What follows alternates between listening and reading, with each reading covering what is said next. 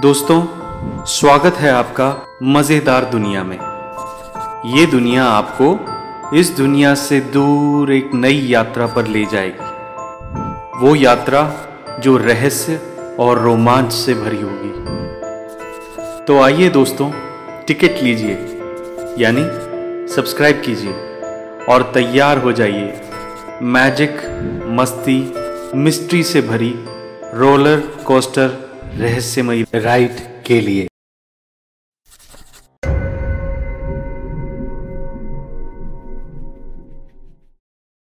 दोस्तों, ये कहानियां सिर्फ मनोरंजन के लिए हैं।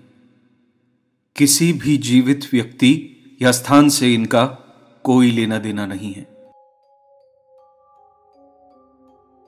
मौत पुरानी, ताजी राख, तकती राहें, बूढ़ी आंख।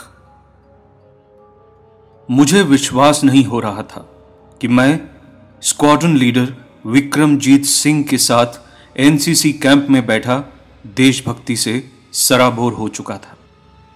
किसी भी आर्मी के जवान, नेवी के कप्तान या एयरफोर्स के पायलट के साथ समय बिताने से देश की सुरक्षा के लिए समर्पित किए हुए जीवन के बारे में जानकर मन में देश के लिए कुछ कर गुजरने का जज्बा हिलोरे लेने लगा था।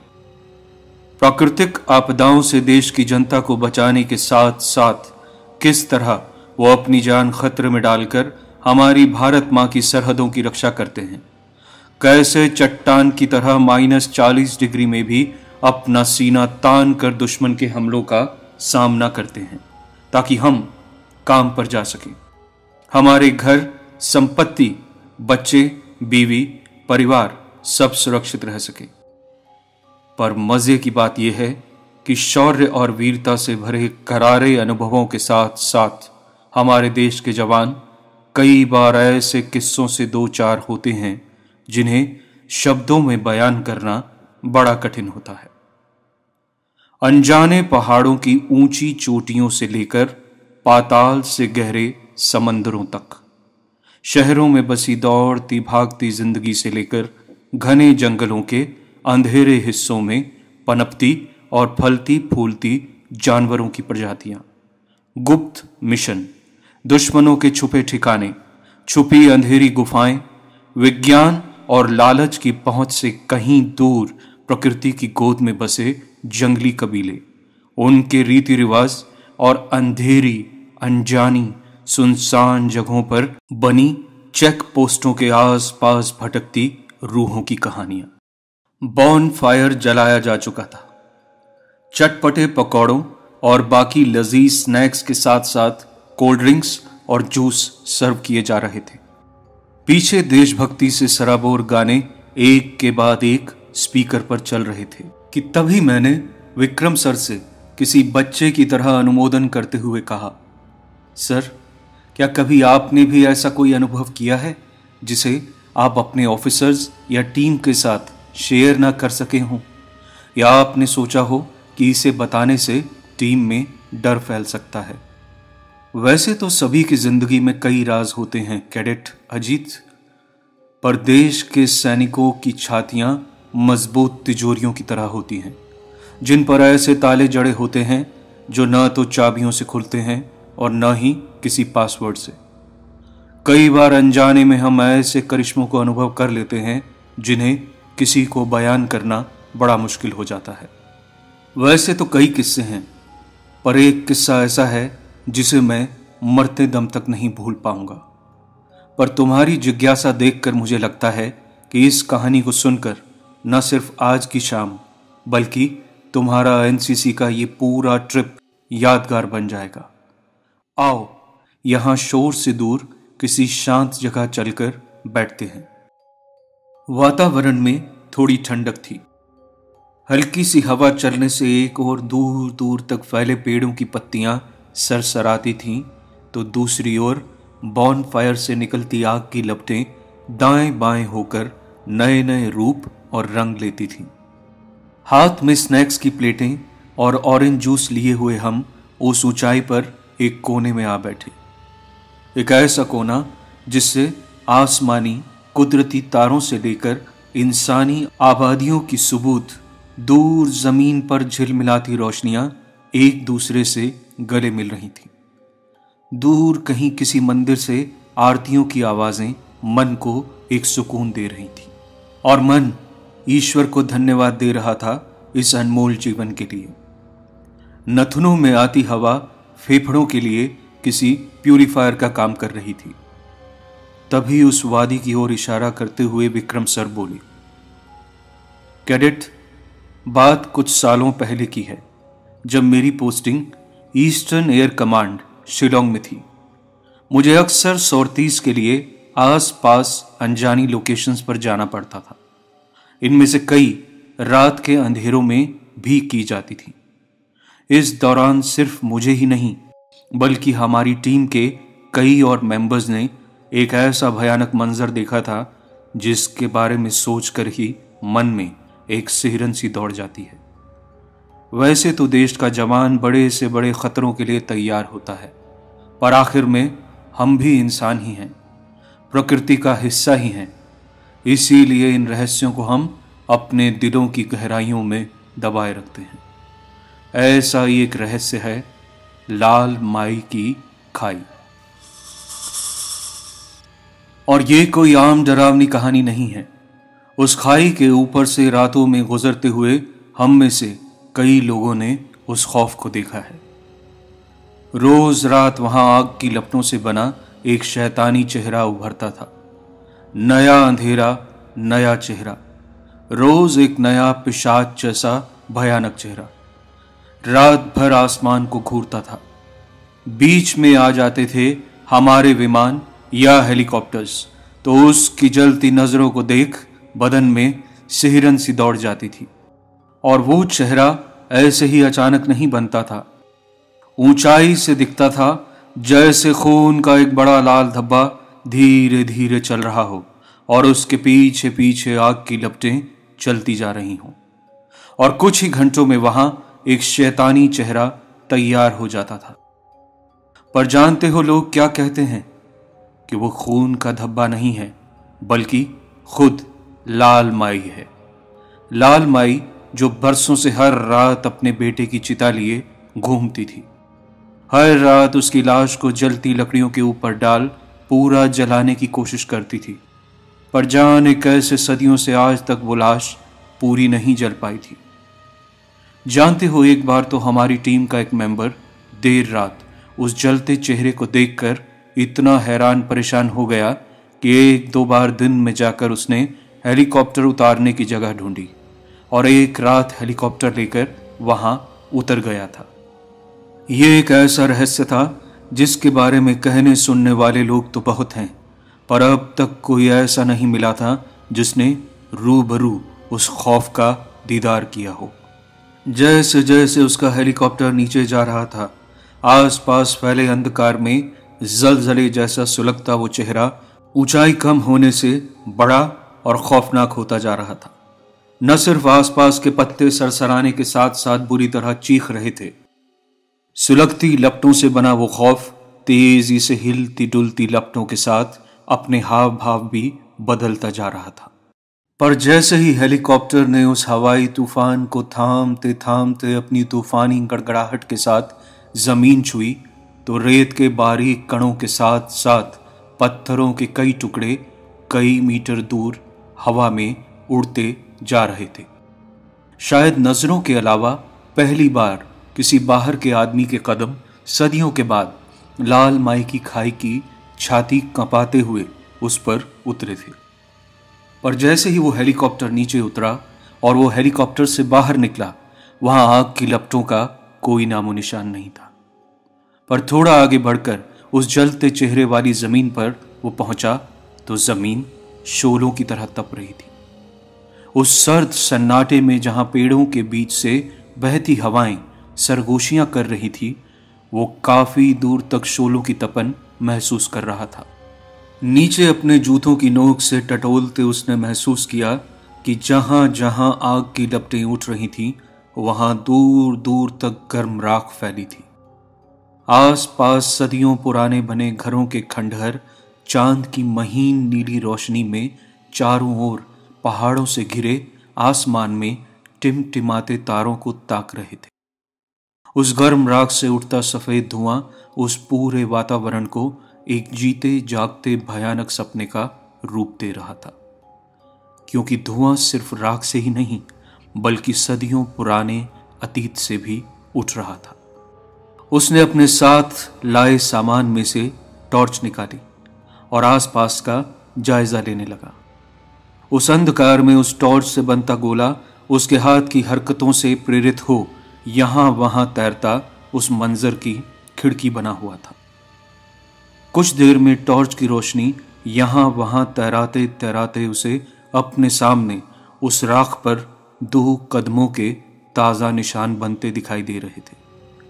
न ही सिर्फ उन कदमों का बनना जारी था बल्कि उसके पीछे पीछे उसे लकड़ी का एक बड़ा टुकड़ा घसीटे जाने की भी आवाज आ रही थी। कुछ देर तो वो इस राज को समझने की कोशिश करता रहा, पर उसी दौरान उसे कुछ दूर से कुछ लोगों के बात करने की आवाज आने लगी थी।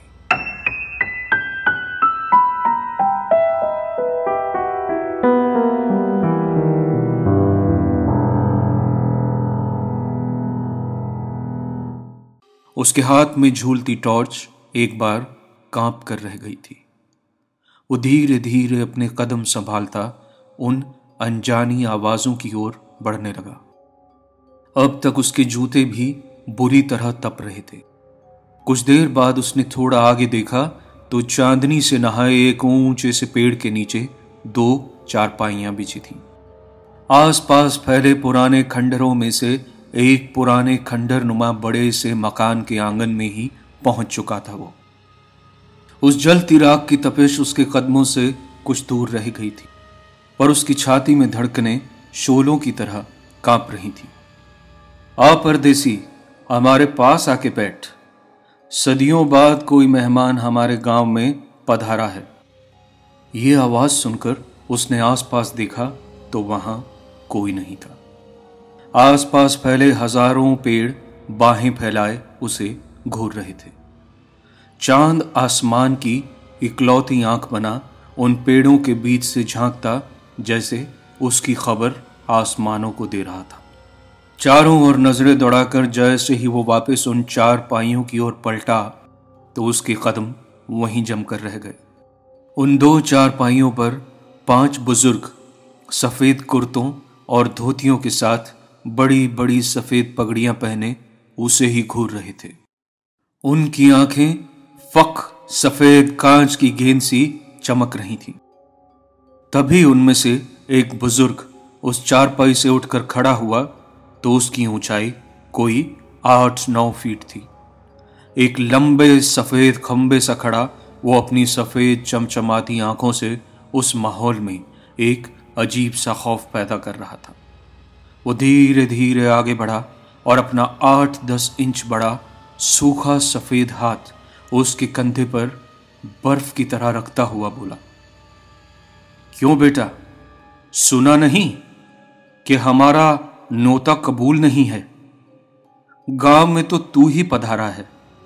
हम तो तेरे घर चल के नहीं आए ना, और इस गांव में आने वाले की खातिर ना हो ऐसा तो हो ही नहीं सकता। आ, सामने ताजा छाछ पड़ा है, आकर पी ले। और उसके कंधे पर हल्का सा जोर देता हुआ वो सीधा उसे अपनी चारपाई की ओर ले आया। एक चारपाई पर वो 3 थे और दूसरी पर 2। उस दूसरी चारपाई पर अपने दोनों के बीच उन्होंने उसे बैठा लिया था। ए राम रखी, 2 हुक्के तो ले आ, तलब सी लगी है। और कुछ ही देर में 2 सुलगते कोयलों से भरे हुक्के हवा में ऐसे झूलते आ रहे थे जैसे किसी ने उन्हें अपने हाथों में पकड़ रखा हो, पर लाने वाला दिखाई नहीं दे रहा था। कुछ पलों में वो हुक्के उनके सामने जमीन पर आकर टिक गए और तंबाकू की खुशबू उस सर्द माहौल में तैरने लगी। उसके हाथों में थामा छाछ का गिलास अभी भी कपकपा रहा था। बोल जवान, कैसे इधर का रास्ता लिया? खरखराती सर्द आवाज सुन उस जवान की थूक गले में अटक कर रह गई थी। ऊपर की सांस ऊपर और नीचे की नीचे ही रह गई थी। उसका मन हुआ कि उठकर सीधा हेलीकॉप्टर की ओर दौड़ लगा दे, पर उस खौफनाक बूढ़े की पकड़ किसी लोहे के जंग लगे पंजे सी मजबूत थी। चाह कर भी वो जवान हिल नहीं पा रहा था। उसके मुंह से अल्फाज तो नहीं, पर उसकी आंखों से आंसू छलक गए थे।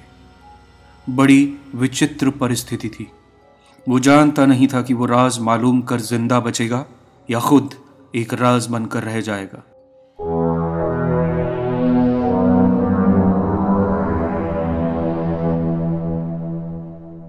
पी ले जवान, ये छाछ नहीं है, सिद्धि है।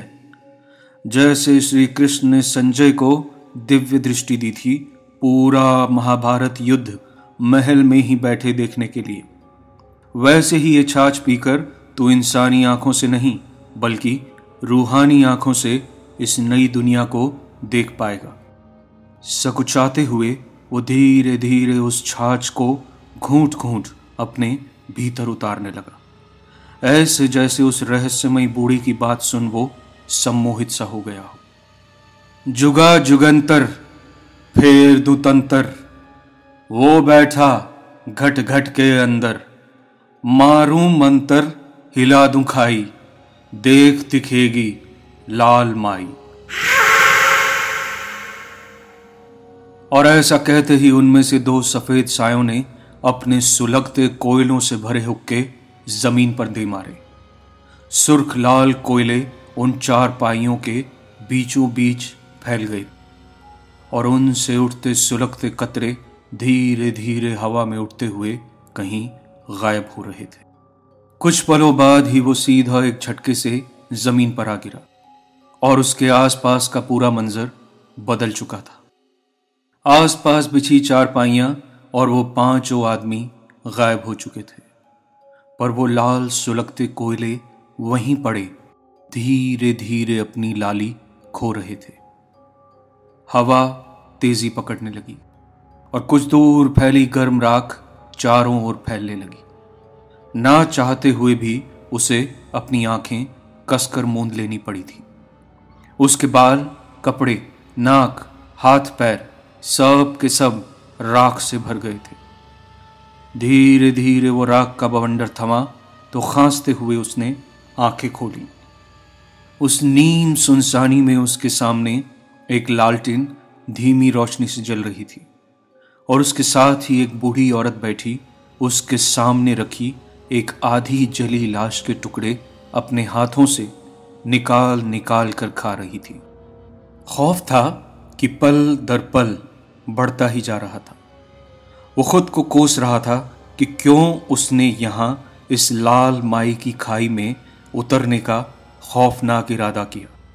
भूतों प्रेतों की माया थी कि खत्म होने का नाम ही नहीं ले रही थी। रात का अंधेरा जैसे जैसे गहरा रहा था, खौफ का वजन वैसे वैसे उसके वजूद पर भारी हो रहा था। पूरी बाजू का लाल कुर्ता पहने, सर से पांव तक लाल चुन्नी ओढ़े और एक लाल पेटीकोट पहने वो उन अध जले मांस के टुकड़ों को चगलती हुई लगातार सिसक रही थी। खौफ के मारे उस जवान के लब तक नहीं हिले थे। इससे पहले कि वो कुछ कहने के लिए मुंह खोलता, एक दर्द भरी आवाज हवा में गूंजी। इस पेट से निकला था और इसी पेट में वापस जा रहा है। इस दुनिया में इतनी जगह नहीं थी कि मेरे बेटे की लाश को जलाने के लिए मिल सके। ये पूरा गांव, इस पूरे गांव की जमीन छोटी पड़ गई थी। गांव वालों के दिल छोटे पड़ गए थे। इस खाई के ऊपर से सैकड़ों लोग गुजरे, पर आज तक किसी में हिम्मत नहीं हुई या उनके पास इतना समय ही नहीं था कि उतरकर इस खाई में देखें। हर रात मैं इसकी आधी जली चिता को ले सुलगते अंगारे बिछाती हूं, बिल्कुल इसके आधे जले चेहरे की तरह। पर शायद किस्मत ने मेरी आधी जली किस्मत में जो अंगारे बिछाए हैं वो किसी को ना तब दिखे थे और न ही आज दिखते हैं। आज सदी के बाद कोई यहां उतरा है जिसे मैं अपना दर्द बयान कर रही हूं। पूरे संसार में शायद ही कोई ऐसी अभागन रही होगी जो ऐसे दर्द से गुजरी हो, जो सदियों से अपने जाए की लाश के जलते टुकड़े अपनी जीभ पर हर रात रखने को मजबूर होती हो। इसके पैदा होने के कुछ समय बाद ही मेरा खस्म खत्म हो गया था। मैं अकेली किसी तरह से हालात संभालने की कोशिश कर रही थी, पर समाज के पुराने कानून इतने सख्त थे कि सांस लेने से भी लोगों के दिल जल जाया करते थे। और एक जवान विधवा के लिए तो हर निगाह भेड़िए की निगाह होती है। मेरे पति की मौत के बाद मुझे लिबास बदलने को मजबूर किया जाता था। मेरा सर मूंदकर सफेद लिबास ओढ़ने को कहा जाता था, पर मैं अपनी जिंदगी के रंगों को खोना नहीं चाहती थी। मेरे पास मेरे पति की देन, मेरा दूध मुहा बेटा मौजूद था, और जब तक मेरी रगों में लहू दौड़ रहा था मैं जीते जी उस मौत के लिबास को ओढ़ना नहीं चाहती थी। पर गांव के मर्दों की सुन सुनकर रीति रिवाजों की जंजीरों से बंधी गांव की औरतों ने जोर जबरदस्ती मुझे उस मौत की सफेदी में लपेट दिया था। अपने बेटे को गोद में उठाए अपने आंचल को अपनी आंखों पर रगड़ रगड़ भिगोती मैं अपने सूने आंगन में आकर रात भर अपना सर फोड़ती रही, और उससे रिश्ता खून मेरे उस सफेद लिबास को लाल करता रहा। उसके अगली सुबह जब मैं उठी तो वो खून सिंदूर की तरह मेरी मांग में बस चुका था। चाहे कितना दर्द हुआ, पर मुझे लगा जैसे पिछली रात मेरे पति ने आसमानों से उतरकर मेरी मांग भर दी हो।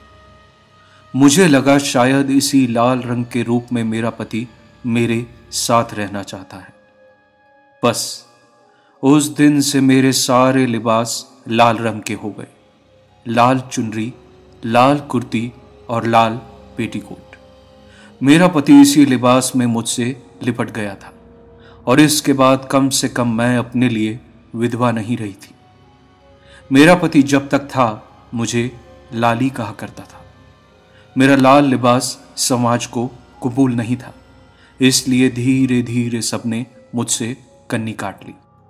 मेरा चेहरा, मेरा बदन बुढ़ाता गया, पर मेरे लिबास की लाली कभी कम नहीं हुई। इसलिए धीरे धीरे मेरा नाम लाल माई पड़ गया था। पर ऊपर वाले को शायद इतना दुख देकर भी सब्र नहीं हुआ था। मेरा लड़का बड़ा हुआ और धीरे धीरे कमाने की जिम्मेदारी उसने अपने कंधों पर ले ली थी, पर गांव वालों की नफरत अभी भी कम नहीं हुई थी। एक रात वो देर से काम से लौट रहा था कि यहीं सामने उस पेड़ के नीचे बैठे गांव के सरपंच हुक्का फूंक रहे थे। उसे रोककर उन्होंने अपने पास बुला चारपाई पर बैठाया और बोले, पूरे 19 साल हो गए, तेरी मां ने अपने तौर तरीके आज तक नहीं बदले। कितना समझाया था उसे, पर उसने हमारे बरसों पुराने तरीकों को, प्रथाओं को बिल्कुल नकार दिया। इतने में उन्होंने पीछे घर से छाछ मंगाई और उसे जबरदस्ती ये कहकर कि छाछ पीने से तेरी मां का कोई कानून नहीं टूटेगा। पर जैसे ही उसने छाछ पीकर गिलास नीचे रखा तो वो बोले, तेरी मां के किए की सजा अब तू भुगतेगा। जुगा जुगंतर फेर दुजंतर, मार दिया है ऐसा मंतर, जीते जगते जाएगा मर। उन पत्थर दिल पंचों की बात गलत नहीं थी, खासकर उस निर्दयी तांत्रिक सरपंच की, जो बरसों से मेरे लिए अपने मन में नफरत बसाए बैठा था। मेरे लड़के ने घर लौटते ही खाट पकड़ ली थी। कुछ दिनों में उसके बदन पर लाल दाने उभर आए, जो सुबह होते होते हल्के पड़ जाते और रात ढलते ढलते दर्द से मेरे बेटे के बदन का पोर पोर दुखा डालते। गांव के डर से किसी वैद्य ने भी इसका इलाज नहीं किया, हाँ, चोरी छुपे एक दो लोगों ने कुछ दवाइयाँ ला कर दी, पर उनसे इसकी तबीयत में कोई खास फर्क नहीं पड़ा था। धीरे धीरे वो दाने बड़े हुए और उनमें मवाद पड़ गया। मैंने बड़ी मिन्नतें की, पर उस तांत्रिक सरपंच के डर से कोई मेरी मदद करने को तैयार नहीं था। सरपंचों से मिलकर लौटने के 20-25 दिन के अंदर ही इसकी मौत हो गई। मेरे गुहार लगाने के बाद भी मैं इसके लिए 4 कंधों का इंतजाम नहीं कर पाई। अरे 4 कंधे तो क्या, इसकी चिता जलाने के लिए लकड़ी तक नहीं मिली। जिस रात इसने प्राण छोड़े, ये काला आसमान भी टूटी छन्नी की तरह खूब रोया, और ऐसा रोया कि हफ्ते भर मेरे बेटे की मौत का मातम मनाता रहा। ये पूरी खाई पानी से भर गई, बल्कि गांव के लोगों को आस पास के गांवों में जाकर शरण लेनी पड़ी। पर मेरा कसूर तो ऐसा था जिसे इतने बरस बाद भी माफी नहीं मिली थी। जलाने के लिए लकड़ी ढूंढते ढूंढते मैंने पूरी खाई छान मारी, पर कुछ एक टहनियों को छोड़ मुझे कहीं सूखी लकड़ियां नहीं मिली। इसके मरने के कई दिन बाद तक इसकी दानों और मवाद भरी लाश ऐसे ही गलती सड़ती रही। जब जब सूरज निकलता, मैं थोड़ी थोड़ी लकड़ियां सुखाती, पर वो इतनी नहीं थी कि इस अभागी लाश को राख बना सके। थोड़े दिन बाद मुझे एक लकड़ी का फट्टा मिला, जिस पर इसकी लाश को बांध मैंने ऐसी जगह ले जाने का सोचा जहां इसका अंतिम संस्कार हो सके। पर तब तक मैं भी काफी बीमार हो चुकी थी।